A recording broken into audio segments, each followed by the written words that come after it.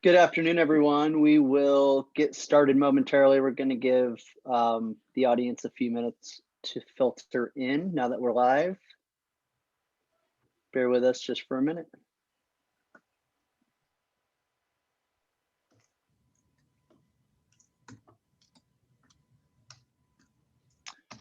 Okay, we're up to over 50 participants, almost 60, so I think we're good to go. Good afternoon, everyone. Welcome to our June event for LAI. Brooke, our president, was unable to join us today, unfortunately, so you're stuck with me as the person introducing our moderator. I want to give a couple of quick opening remarks about just some updates for the audience here. We are accepting nominations for membership to LAI, so please check your inbox for a reminder from Gita to submit your nominations. They're open through July 15th, so please get those in. We are on a little bit different timeline for nominations this year. The nominations are open in the summer as opposed to the fall, and we'll be admitting new members in the fall instead of in January. So just a little different, something that was triggered by the pandemic, but something that we'll be carrying forward indefinitely. Another update, we've broadened the Crystal Globe eligibility requirements to not just individuals, but for projects and organizations as well.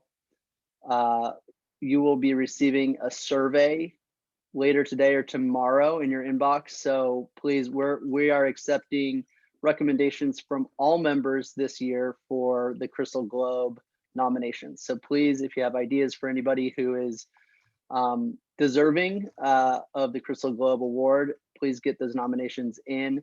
The survey will provide all of the information regarding requirements, eligibility, etc. And finally, I'd like to just say thank you to John Schmidt of Cook & Schmidt for putting together today's program. A huge thank you for that. Really excited about today's program. John also happens to be our moderator today. So John, I'll hand it off to you and you can introduce our panel. Thanks so much. Great, thanks, Dan. Hey, it's great to see everybody.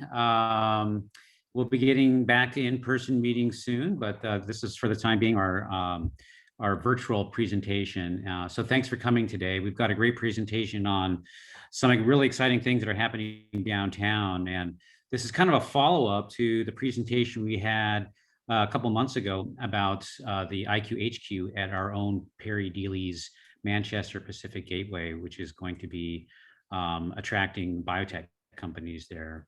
And I was just thinking that, I remember in the early 2000s, I helped to promote Rob Langford's 655 Broadway.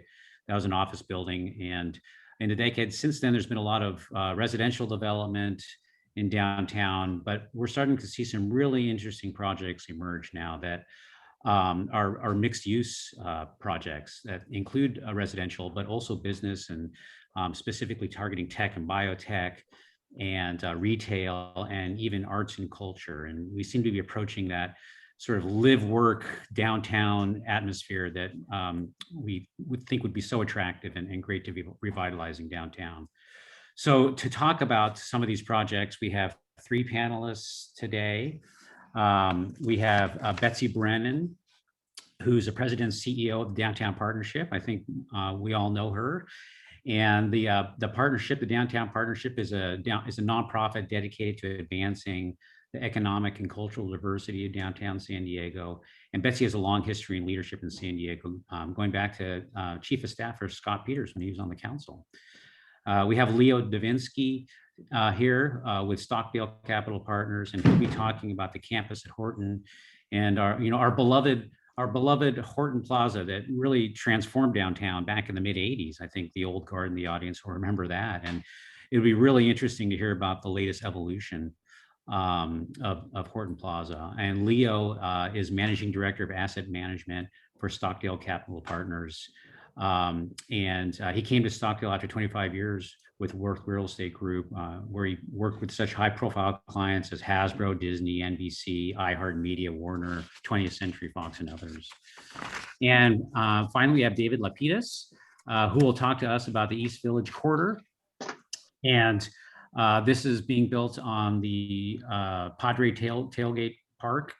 And with my office being in East Village and just really a few blocks from that, it'll be really interesting to see how that can transform the area. I think East Village has so much great potential, and it's still really, it's still trying to achieve that potential. And we have several interesting projects down there, like UCSD, for example, and certainly a lot of activity. David's the managing director of acquisitions and development for Tishman Speyer, and he's responsible for approving the company's Southern California, growing the company's Southern California portfolio. He was previously with McCarthy Cook and Company as a senior VP of acquisitions for California, Denver, Phoenix, and Seattle. And so with those introductions, I will turn it over to Betsy, who will be giving us an overview of some of the developments downtown. And then we'll have Leo and David talk about their respective projects. So Betsy. Great, thank you so much, John, and thank you, Danny. Danny was my sponsor for LAI along with Perry Dealey. So I'm really happy to be here with my colleagues from LAI. And I would definitely say that many of you might even know more about what is happening downtown than I do. So when we get into the question and answer, we're happy to engage in this conversation. So with that, just in case you don't know, the Downtown San Diego Partnership is a membership-based organization. We have more than 300 businesses and also represent more than 12,000 parcels through our Clean and Safe program. And we focus on membership, public services, advocacy, and community investment. And we work very closely with the City of San Diego. And I know Elise is on here today and has been an amazing partner in DSD, and Andy Phillips with Civic. So really happy to be here today. And with that, next slide. We are building on 25 years of successful advocacy and expertise to secure policy and legislative wins as the voice of downtown. And Perry was actually chair that first year with the merger of San Diegans Inc. and CCAC. So many of you on this program today have a long history with the Downtown San Diego Partnership, and we're very appreciative of that. And you all know, many of you are members, and so we're always happy to engage new members as we really spotlight downtown and where we're going for the next 2 to 5 years. It's a really exciting time, so let's get into that. So a lot of you also know about the City Center bid. That's the Downtown City Center bid. That's the 54 blocks around downtown. Many of you are also engaged with us with the employment overlay zone and some possible changes that are going to happen there to spur even more development in the city center. Many of you know it as CORE. And also our Clean and Safe program, where we do 24/7, 365 days, maintenance, safety, activation, homelessness services. Please always call me or call any of our team members if you're not getting the services you need. We know this last year and a half has been very challenging in the downtown environment, and we want to give you the very best services that you deserve as members of the Downtown Partnership and paying members of the Clean and Safe program. And we are ambassadors for Downtown San Diego all over the country. I mean, I have the privilege to, before, travel to many different organizations and meetings, and now do a lot of virtual, whether that's with the International Downtown Association or ULI or many other groups. So always happy to talk about how great San Diego is and why you should invest in San Diego.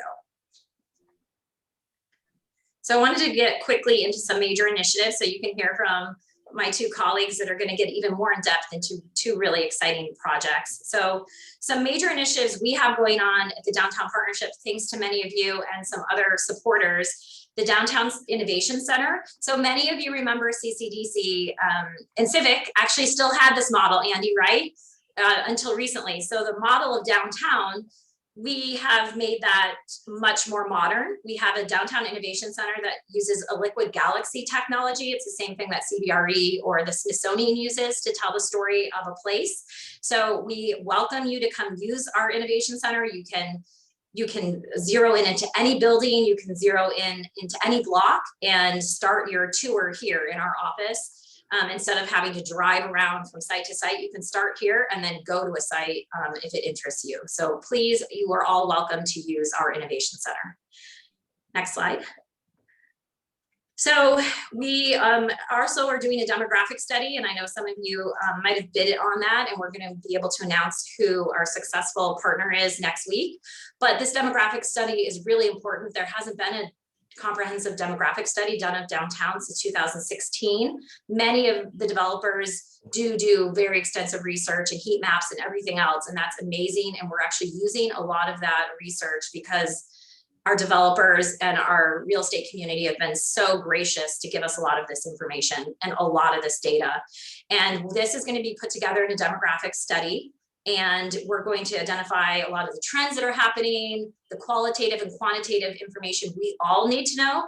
And our idea is that it's going to be wonderful, data rich, and that it's like sort of a pitch deck that we can all use to talk about downtown. And then you can get into your specific projects from that. We plan to do this every single year for the next 5 years. And we want this to be a tool for all of you to use as we talk about the future of downtown.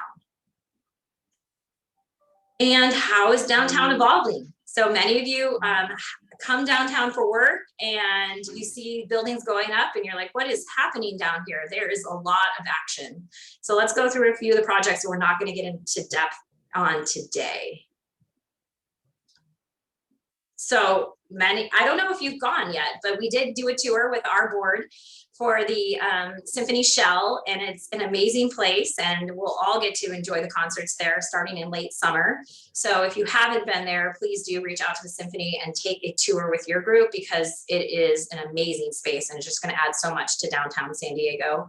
We also, just yesterday, our board was able to tour the LeBeau project at the old Bank of America here on B Street. 20 by 6 is their marketing term.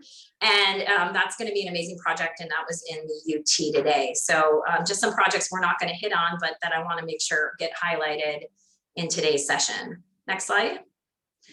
UC San Diego, everybody knows about the Holland UCSD project. It's on schedule and ready to open in the fall. We're working on plans with UCSD right now, what that opening will look like, and also with Sandag and MTS on the Blue Line and how that's all going to come together. It's all on schedule, on time, and great new amazing assets for downtown San Diego.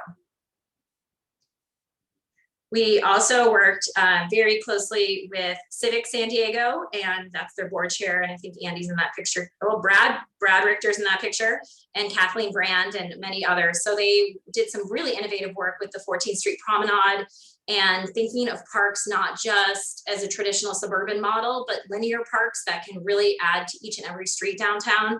This one had some amazing artwork from Bob Sinclair, that many of you knew from Panikin, and we were able to put that actual hardware into the street because we worked with the City of San Diego and Civic, and we will maintain that through our Clean and Safe program. We want to do a lot more interesting, cool projects like this all over downtown. So we're really appreciative of the partnership with the city and with Civic.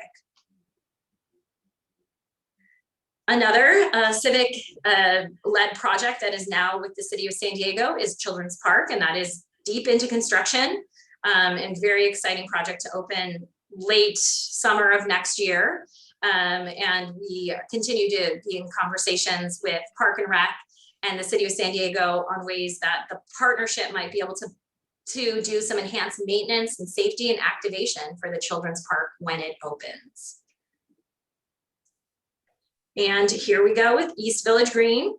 This is a little bit more of a sore subject because this project has not started yet, but many of you know it's been in the works for more than a decade, and Brad is committed to this project, and so is the City of San Diego, and so is Civic. So this project will happen. We continue to have a lot of meetings with the City of San Diego to get this project up and running, because it is funded and needs to get built because of all the projects around, whether that's the Navarro's project down there in the corner with Jerome's, or Jeff Silverman's Carlton Management Project, or Pete Garcia's Idea One, or Rob Langford's project. So all of these projects are really important and were built with the intention of being built on the park. So we would like the park built. Many of you have had meetings with me on this very topic, and we will continue to do so and advocate for this park. Okay, next slide. And so those are things that are funded and that are definitely happening. Here is a project that many of you know a lot about, Seaport, and what is happening there with the Port Master Plan and what that could be envisioned to look like. So we continue to work with Protea and with GAF and with GAFCON to, and the Port of San Diego to push this project forward and be a real statement piece for our port, our port lands. Here's two projects that are interesting. So the project on the left is the California Theater. So Caden had a great outcome at City Council with this project, and we are hopeful that the project will be able to happen and can go into construction quite soon. And it's a mixed use project. Many of you know a lot about it. Really exciting for the C Street corridor and for some of the other projects we're going to talk about today, and for the US grant and just the city center revitalization. The project on the right is the city administration building. So this project is not a currently active project, but it's a project that's very near and dear to the heart of many of you and many of us here at the Downtown Partnership. So we would continue, and like all of your support and advocacy, to get a public-private partnership going for the redevelopment of the city administration building and the plaza and areas near City Hall. So stay tuned for more information as we continue to work with the city to try to move that forward, because I think you all know that everyone thinks City Hall is the county administration building because it's beautiful and it has the county park, and everyone thinks this is the jail. So with that, next slide. So we have some additional projects, Park and Market. We have some other projects coming forward, like the Target with Sistera. And so those are some real projects that are going to be coming online and being, real and realized and financed. And you will see the construction cranes in the ground in the next year. So next slide. So this is a project that is led by the Gaslamp Porter Association. This is the Fifth Avenue Promenade.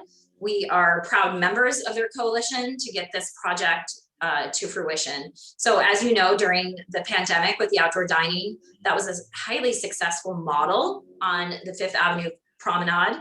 It was in the mayor's State of the City speech in January that he's very committed to this project. So I would say that the city of San Diego is doing an excellent job with an internal team to come up with some designs, and they're working closely with the community. So it's a grassroots effort, but has a lot of city resources and city attention behind it. So hopefully you'll hear even more about that in the coming month or two. Can't wait for that project. And then I won't get more into this project because you had a whole LAI meeting on it, but the IQHQ project and what that's going to do with that corner of downtown is transformative and amazing. And just the whole idea of biotech and life science coming downtown.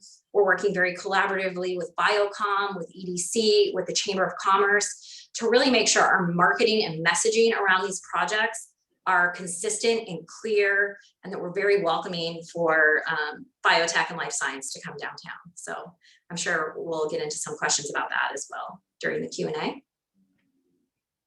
And that's it. I wanted to just give you an overview of downtown, and then if you have questions or you want to delve into any of the topics that I covered later on, we can do that. So with that, I will turn it back over to John. Thank you very much.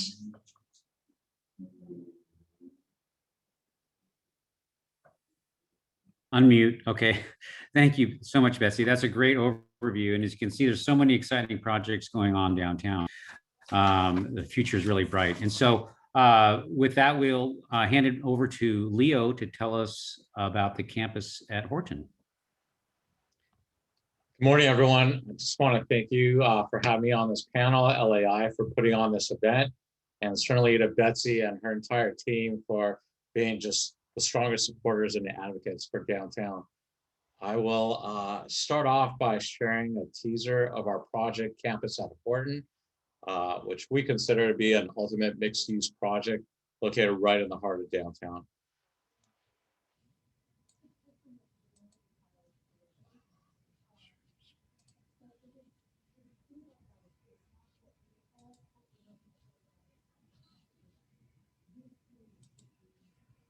Are you guys able to see my screen? We can see your desktop. Okay, hold on one sec.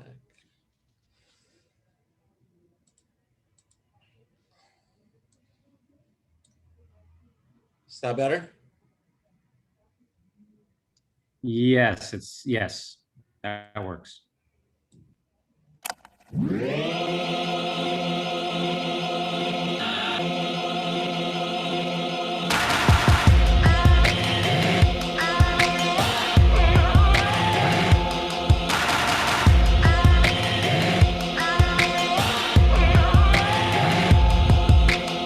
I'm feeling a change coming. I'm feeling a change coming. Right here, I'm feeling a change. I'm feeling a change all around me. No doubt, I'm feeling a change. I'm feeling a change running down me.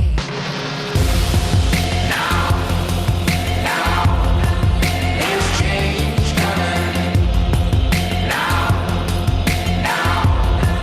There's change coming. There's change coming. There's change coming. There's change coming. There's change coming. So that was our teaser, and I'll now take you through a quick PowerPoint.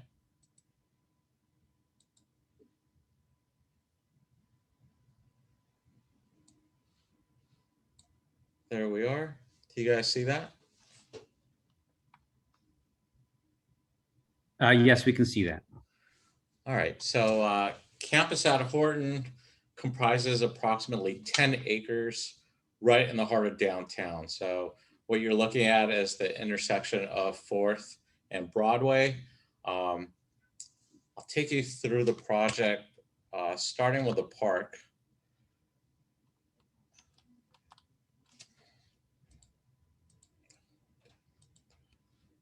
Wait.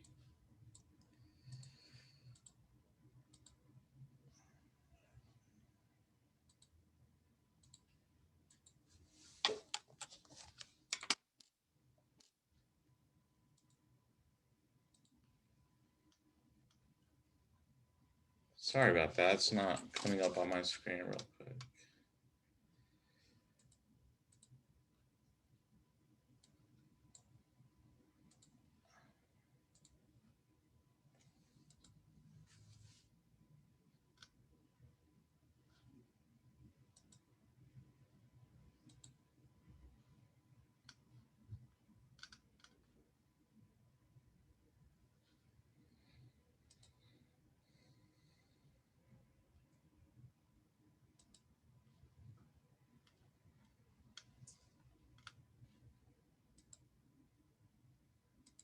I apologize. I'm having a little bit of a technical difficulty there.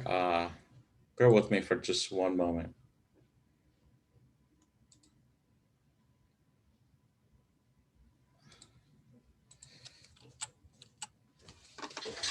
Leo, not a problem. If you want to unshare and then reshare, sometimes that fixes it. Oh, new share? Meaning go to the Zoom, go to your Zoom control panel and unshare your screen down at the bottom. the little blue icon with the camera, Yeah. the video camera in it. Yeah. Is that better? We can see the image again. Oh, You yeah, can we can just see the present image. from There you go. that screen rather than go full I think screen, you got because it full now. screen Yeah. seems to be All right, the issue. let's do that. Thank you for bearing with us on that. So starting out with Horn Plaza Park, which we're extremely excited about repositioning. This is a 1.25 acre park right in the heart of the project. It's really going to serve as a programmed open space, which we feel post-pandemic will be an extremely attractive feature to all our visitors and project tenants. What you're staring at is the food hall. It's going to have about 7 kiosks within a chef-driven collection. So we're trying to bring the best of the culinary arts into the food hall from local purveyors. We're going to have a cafe with a full liquor license, and a number of kiosks that have existed previously are being repositioned to really create this entire ecosystem of culture and entertainment, culinary experiences. There's going to be a dog run, year-round programming, and we think it'll be a huge differentiator in terms of our project. Here are views of some of the kiosks that we're going to have in place, and this leads up to the primary entrance to the project off of Broadway Circle. What you're seeing on the right are some steps that lead you to the main plaza level. And then on the left side, we have a number of outdoor dining, F&B, anchor restaurant opportunities throughout the project, this being one of them. Here are a feature of the project that we refer to as the Spanish Steps, sort of like Rome. This takes you up to the main plaza deck where we have the majority of our retail. The project is programmed in its initial phase to have about 1 million square feet of space, 700,000 of it focused on office and lab, targeting tech and life science tenants, and 300,000 square feet of F&B, entertainment, and lifestyle-oriented retail. There are significant sustainability features throughout the project. You're seeing a lot of outdoor spaces. Those of you that have not been near or by Horton will appreciate all the simplified circulation. Definitely San Diego, one of the best climates in the country. So taking advantage of that and trying to create this great open air mixed use environment. Wellness is also a key component of the site. So whether it's micro fitness or a major health club operator, we've seen a lot of interest in terms of coming back to Horton. And those of you that have been familiar with the site know that there used to be a 24-hour fitness that was open there for ages, and now is an opportunity for us to bring in a new operator and certainly amplify the wellness aspects of the site. Looking into the throat of the project, what you're seeing on your upper left-hand side is the former Nordstrom's building. So those of you that have been following the project are aware that, you know, it's a little bit of a structural feat, but we've added 5 stories on top of the existing former Nordstrom's building. This is at the corner of First and G, and that building is going to comprise of about 400,000 square feet of office space, mainly targeted towards life science tenants. There's a lobby of building 2, which is the former Mervyn's building.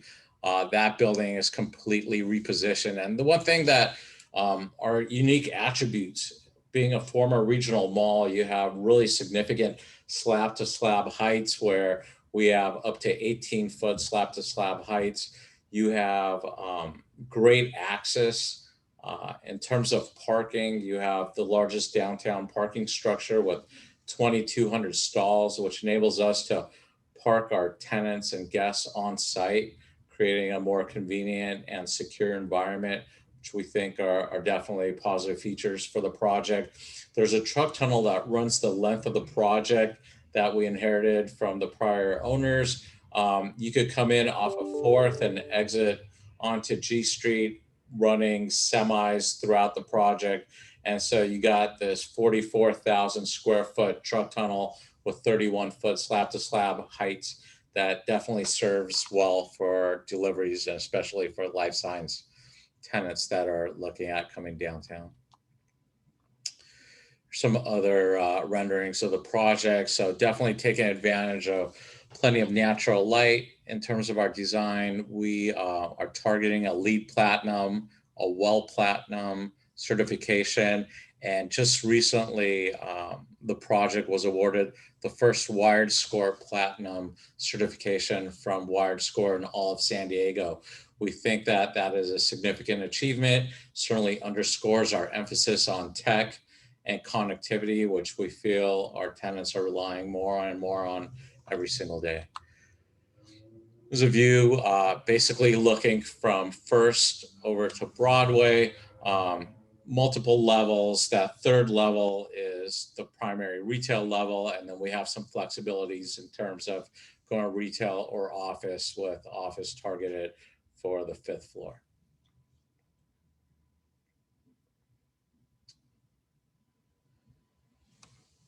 Here's the other side of the project. We refer to this as our West Campus. So that's where the primary office concentration is going to be located at campus at Horton. You have the former Mervyn's building on the left and the former Nordstrom's building on the right. There's about 700,000 square feet of office concentrated here. Looking to really activate the plaza, valet zones here and on Broadway Circle. And we feel that, you know, a fast casual execution in terms of the F&B closer to the office space, where you could go grab bagels and coffee, a salad, with more of the anchor dining opportunities facing the park. It's a bird's eye view of the project. Obviously, you're seeing a lot of photovoltaic installations throughout. Almost all of our rooftops are covered with solar, really amplifying the sustainability measures of the project. Energy efficiency is huge. On the right side is the former Nordstrom's building. Mayor Todd Gloria was out to sign the topping beam along with Betsy and a number of different stakeholders. It was an exciting moment. We celebrated Earth Week with the topping off of the former Nordstrom's building, and you know, the sustainability features here at this project make it one of the most sustainable sites. So we feel in terms of transit connectivity, access to a great talent pool, the on-site parking, plenty of outdoor spaces, green spaces that are programmed and activated, that whole work, play, live standpoint is coming together. And you know, in terms of execution, we think that it's just a matter of time before some of the larger users targeting life science and tech companies that are looking for scalability and a well-amenitized environment are going to be downtown. And we're hoping that campus at Horton gets a strong look from all those prospects. Some lab spaces that we've designed. Basically, when we did a feasibility study on the former Nordstrom's building, which is going to be addressed at 100 Horton Plaza, we discovered that there were a number of significant features of that building that was conducive to life science. You know, starting off with the 18-foot slab to slab heights, the column spacing being on a 30 by 30 grid pattern, really great for layout of lab spaces, all the robust infrastructure, backup power. So as we went down the list, there were so many boxes that we were checking in terms of the needs of our life science prospects that it really made sense to target that building for that portion of our execution. Activation, nighttime, you know, giving employees of the campus a place to go eat, get entertained. As many of you may know, there was a successful theater on site for many years downtown. So we're in discussions with a number of different theater operators, entertainment concepts, you know, whether it's golf or bowling or going back to theater use. We think that that's an important component of the site. So there's going to be an opportunity to spend a lot of time on campus where you grab a workout in the morning, grab some breakfast, go see a movie after work. In the meantime, you got this great work environment in the heart of downtown to really take advantage of. So we're pretty excited about that component of the site. It's another top-down view of the campus, and it's 10 acres. As I mentioned earlier, the initial phase is going to comprise of about 1 million square feet. We're targeting a mid-2022 delivery. So I'm going to stop sharing here and turn it over to David. Okay, thanks, Leo. Yeah, we'll have David now talk about the East Village corridor, and really exciting to see the plans for Horton. That's so great to see that project coming back. I did want to just add, if you have questions from the audience, if you could add them to the Q&A section, which is a button down at the bottom of your screen. And with that, we'll hand it over to David Lapidus. Great, thank you. And thank you for the invitation to come speak today and sort of share with everybody what we're working on at Tailgate Park next to Petco Park. So, see if I can advance. There we go. So for those of you who don't know, Tishman Speyer is a family-owned, privately held real estate development company based in New York City. The company has been around since the late 1800s, but the sort of current incarnation, Tishman Speyer, was formed in 1978, and traditionally has been focused on investing in and developing and managing, office properties in major markets with a smaller residential component.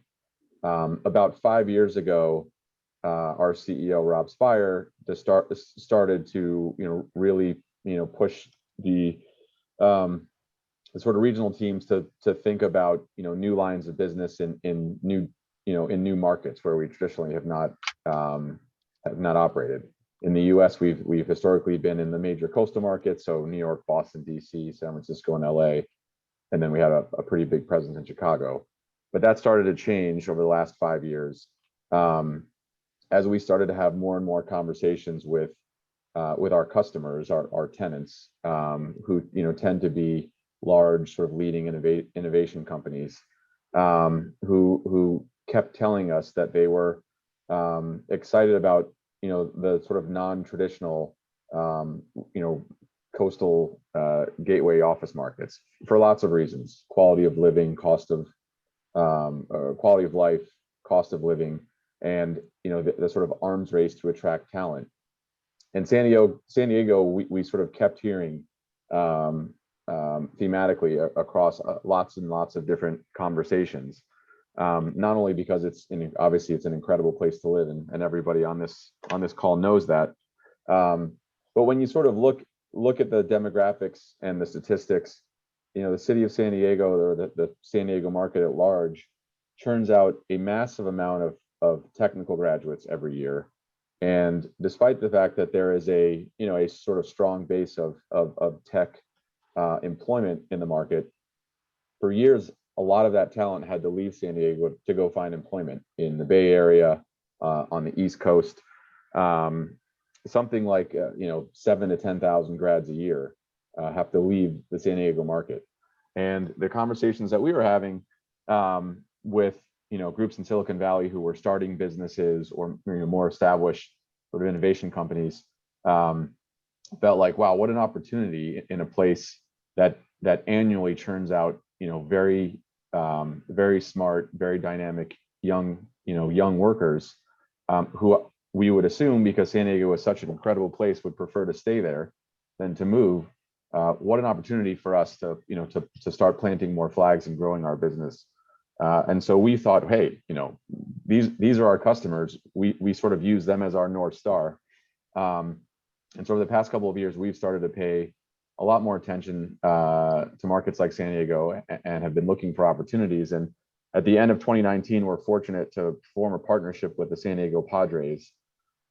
We had formed a similar partnership up in San Francisco with the Giants to do something, quite similar, to partner and develop a big parking lot adjacent to what used to be AT&T Park. I don't know what it's called now, Cisco Field or Cisco Park, where the San Francisco Giants play. So we essentially replicated that model with the Padres and a third partner called Ascendant Capital Partners. And we pursued an RFP that was issued by Civic San Diego to develop a 5.25 acre surface parking lot that's used for Padres, game parking, and has, historically been used in that way. And so we spent, the bulk of 2020 working through the RFQ and then the RFP process, and fortunately, we're awarded the opportunity towards the end of 2020 and entered into an exclusive negotiating agreement with the city. So the project, though, while still, again, in the conceptual phase, and we are working with, it sounds like, I think I heard Andy Phillips' name mentioned, with Andy and his team, Christina Bibler and Brad Richter. We're working through the sort of beginnings of a disposition and development agreement, but the initial concept is to build approximately 2 million square feet of mixed use product across a couple of phases. And the current breakdown would assume up to 3 commercial buildings and a minimum of 1 residential building. And those proportions may change over time, depending on how things evolve in the market. But the preliminary scope would be approximately 600 units of residential. There'd be an affordable component to that, and then 1.2 to 1.4 million square feet of office buildings, in addition to a parking structure primarily for the use of Padres patrons on game days and for events at Petco Park. In addition to that, the project would include a substantial amount of open space, both private open space for the use of tenants, mostly up vertically in buildings, and then a substantial amount of public outdoor space, both at the ground plane and then potentially on top of the Padres parking structure, which is block 4 at the bottom of your screen. So to talk a little bit more about the outdoor space, we think one of the sort of key themes of the project is we in lots of our multi-phase mixed use projects that we develop all over the country and all over the world is a real focus on an active ground plane and a project not feeling like a big enclosed campus like you tend to see in Silicon Valley, but to feel connected to the neighborhood and connected to the streets.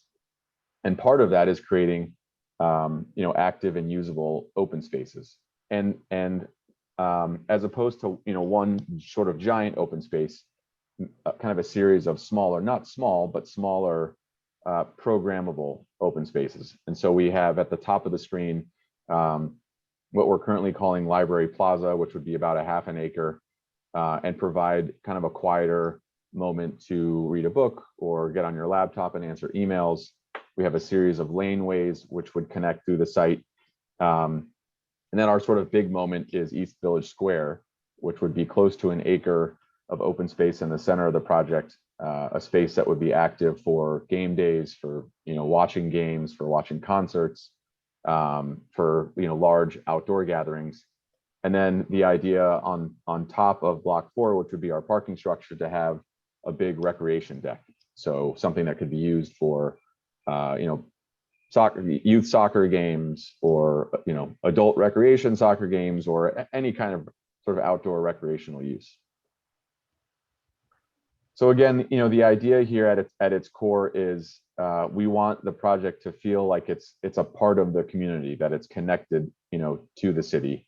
There are a number of different sort of cultural forces colliding at Tailgate Park, from Barrio Logan to East Village to the ballpark district, all the way to the gas lamp. So we think it's important that the project be sort of a reflection of all of those things, and not something that tries to sort of project itself on the community. So again, this idea of the project feeling very much like a series of buildings within a neighborhood as opposed to a large campus. So I talked a little bit about these laneways. So these, the idea here is that we have a kind of a series of potentially vehicular access streets, but also some that are strictly pedestrian that would be activated with retail uses or maker spaces, some sort of active ground floor space that creates energy and activity. And alongside that, we'd have opportunities for folks to sort of get together and enjoy the outdoor space that we're providing.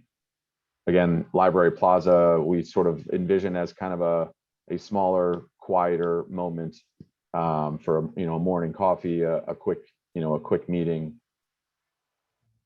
East Village Square, again, this is the approximately 1 acre center of the project, which you can sort of see 13th Street. I don't know if you can see my cursor here, but 13th Street would, in some form or fashion, connect through the site, but be able to, be made of use by the public and by the community, not just the residents and tenants of the project, but those that live in the community or just want to come catch a ball game or attend a farmer's market on the weekends. And then, lastly, I think one of the real benefits with partnering with the Padres is, they have been a stakeholder in the San Diego community for a long time. And so they, for many years before, they formed a partnership with Tishman's Fire, but now us sort of collaboratively are spending lots of time, building support through the community. We again, and I know the city feels the same way, view this as a partnership, not just between us and the city, but between us and the city and the community. So we are still, again, at the sort of early stages of developing our concept. We have a lot of physical diligence to do, but could not be more excited about having the opportunity to, be a part of the evolution of this part of San Diego, and look forward to being here for a while. So I think that's the end. Okay. Great. Thank you, David. Let me stop Zach, sharing am I here. back on? Yeah.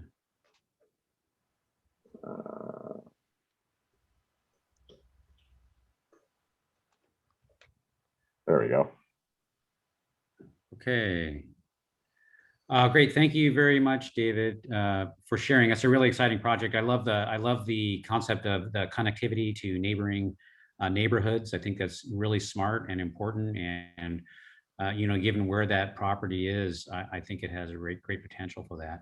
And both these projects and the ones that Betsy covered as well are really exciting, because what we're seeing, I think, is the coming to fruition of what we've been talking about for years, about how do we evolve downtown? How do we attract good jobs to downtown? How do we create the industries or attract the industries so that our kids can stay in San Diego and not have to leave San Diego?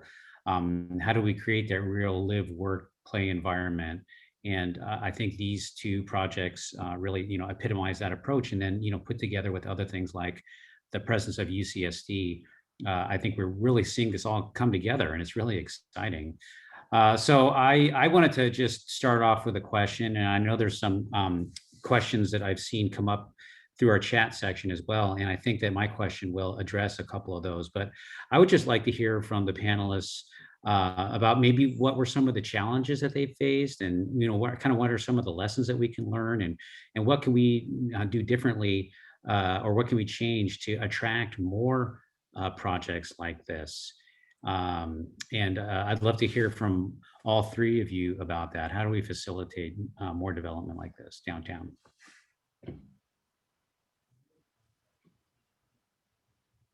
Yes, I could take that first. Thanks, John. Obviously the pandemic was a tremendous challenge that we're still going through. Leasing activity slowed down significantly. A lot of tenants were really looking to defer their decisions in terms of any immediate leasing needs. Employees were working from home. People's lives were impacted in ways that I'm sure everyone's aware of. From our standpoint, we received our construction loan in March of 2020. So in terms of the pandemic, we were able to build throughout the pandemic without any impacts to the schedule or the scope of the project. In fact, as a result of COVID, we took another look at our design and increased the number of balconies and outdoor spaces, really highlighting wellness and sustainability even more so than the initial design encouraged and was planned for. I saw a couple of questions come up on homelessness, which is obviously a major consideration issue downtown. So, looking to work with Betsy and her clean and safe team, the mayor's office, local law enforcement, really to see how we could improve the situation downtown tremendously. We talked about this a little bit on our prep call yesterday, but you're competing against projects in the central markets that are in the suburbs and are considered safer. So coming into the urban core, it's definitely a significant consideration. It's something that each of us are focused in terms of addressing within the project. From a security standpoint, we're looking at best in class technological security solutions, physical security on site, and really working hand in hand with Downtown San Diego Partnership, Clean and Safe Program, local law enforcement to really create a safe and convenient spot downtown for our future tenants. One advantage that we have, and I alluded to this earlier, is the on-site parking. One of the unique features of the project is that we have 2,200 parking stalls downtown, immediately connected to the project. We talk about the office connections. You have speed bridges that go directly from the garage into the buildings themselves, and that alleviates some of the burden, but it's definitely something that we all have to work on together. And David, is there anything you'd like to add to that? I think it just in terms of, how do we get more projects like this downtown? I think the market, there are certainly a number of projects now on the boards. You mentioned IQHQ at the sort of top. I think the market is sort of now waiting to see the sort of reaction from, and I'm speaking more on sort of the office side. I think the market is now waiting to see the sort of the reaction from the tenant market. The story, the sort of knock on San Diego, on downtown San Diego for years and years has been that it just hasn't really provided the right type of product for the sort of larger dynamic, innovation companies that we tend to see in the central part of the city, up in UTC and Del Mar Heights and Sorrento Mesa. They tend to be older buildings with smaller floor plates and lower ceilings and minimal parking and not well amenitized. That certainly is starting to change, and I think the projects that we were talking about today provide that opportunity for tenants.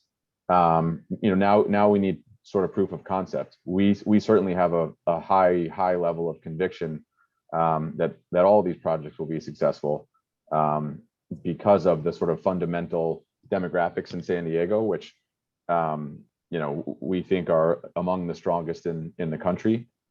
Now it's a matter of will these buildings get leased? And I think once you see that start to happen, and again we believe very strongly it will, it's going to give more investors and more developers confidence that that their project can be successful.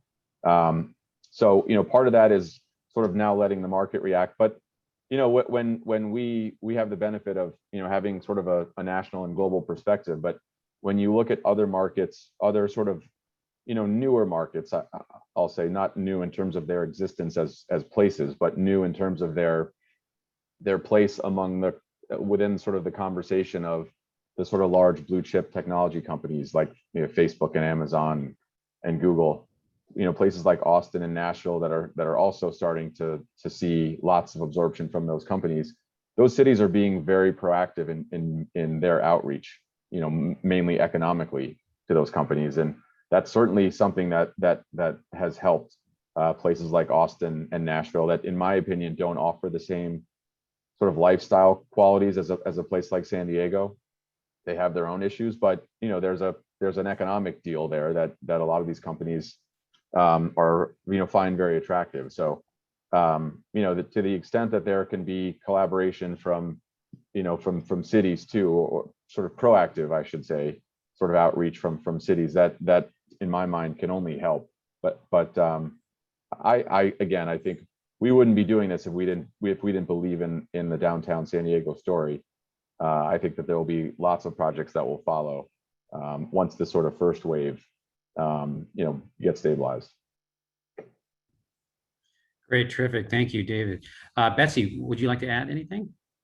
Sure. I would just say we have all the ingredients for a 21st century amazing city, whether that's talent, airport connectivity to downtown, universities, we have the Pacific Rim, we have Mexico, we have all the ingredients, and now we have the commercial product. So how we market it, how we work together, these are really important things for all of us to think about and to collaborate on.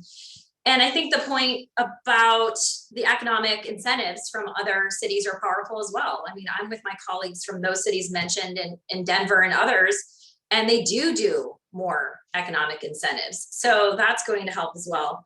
And I would just say, our mission is economic development and cultural vitality of downtown. I never thought that I'd spend more than half of my time on homelessness issues, but I do. And I'm happy to do that because it directly impacts the people that it affects that are homeless, but also the economic development and cultural vitality of our city. So, we long-term, we all know it's housing and education and all those things, but we have short-term issues too. And I would say that the city and county are working very closely together for the first time that I know about. And they'll be on calls together. No one's blaming each other, but we have some short-term solutions that can help too, whether that's safe tent locations or that's more mental health crisis response teams downtown. These are things we work on every day. And if people want more information, please reach out to me. I'm happy to discuss it more. Great. Well, thank you. It's 1 o'clock. So we need to wrap up. I think one question related to what David was talking about is there a big tenant that either of you can announce, or is that still in the works? Obviously, I can David, go first very because early stages, right? Yeah, I can go first because mine's easy, which is no. We don't have a project yet, let alone a tenant on the hook. But I will say, we are in constant discussion with our sort of major customers about what we're doing in San Diego. So they are always up to speed and always curious to learn about what we're up to. So those are conversations that happen weekly. So, but we don't really have anything to put in front of anybody yet. So unfortunately, nothing to announce today. Leo? I'll take the next part of that. We are in active negotiations right now with a number of different retailers. Looking at coming into the project, we're going to have about 3,000 to 4,000 employees on site on a daily basis. So that's a very attractive feature, and a little bit of a surprise that retail may be leading the way. On the office front, we're starting to conduct a number of hard hat tours. As I mentioned, we just completed the topping of the Nordstrom's building. By the end of January, the curtain wall system is going to be underway, and that drying condition is going to be huge for conducting on-site leasing tours. So we're pretty excited about the level of activity that we're seeing at this point. Right now, there are somewhere between 3 to 4 million of active life science requirements. Clearly, the announcement by Apple recently that they're going to increase their employee base in San Diego up to 5,000 employees, which is about a 4 to 5x increase in terms of their current headcount in San Diego. That's a positive sign in terms of the tech growth in the region. And we think it's just a matter of time, to David's point, before these prospective tenants are forced to look at downtown in terms of, putting their employee base close to housing, transit connectivity. And we touched on the transit connectivity a little bit earlier, but the Blue Line extension coming into downtown, connecting UCSD and La Jolla, UTC to downtown with a stop at Santa Fe Depot. Many consider it to be a game changer. So you have a lot of positive momentum for downtown. We're looking to make early announcements within the next month or two of our initial leases. We're involved with a number of different prospective tenants across the spectrum, from retail to office, tech, and life science. Excellent, thank you. And yes, transportation is a key part of the puzzle for sure. We're about out of time, so I just want to thank our panel. Really very informative, really exciting projects that are happening. And for our LAI members, just want to remind you that July 20th will be our next LAI luncheon panel, and we'll be doing that in person at the Westgate. And we'll be talking about a housing project in Chula Vista that will have some related to the State Lands Act and low income housing and issues like that. So that sounds like in the South Bay, sounds like an interesting panel as well. So thank you everybody for attending, and best of luck to our panelists, and we will see you next month. Take care. Thanks, everyone. Hey, Thank you. John, I just wanted to say thank you to Brad Richter for his public service. At least Lo put it in the chat, but it was worth noting. Thanks, Brad, for all you've done. Thank you, Brad. Thanks, Brad. Best of luck. Thank you so much, 25 years Brad. of public service. It's amazing. The city looks the way it does. You're still A a lot spring has to do chicken. with What are you Brad. doing next? Sorry, Betsy, I didn't mean to speak over you. I was just thanking Brad.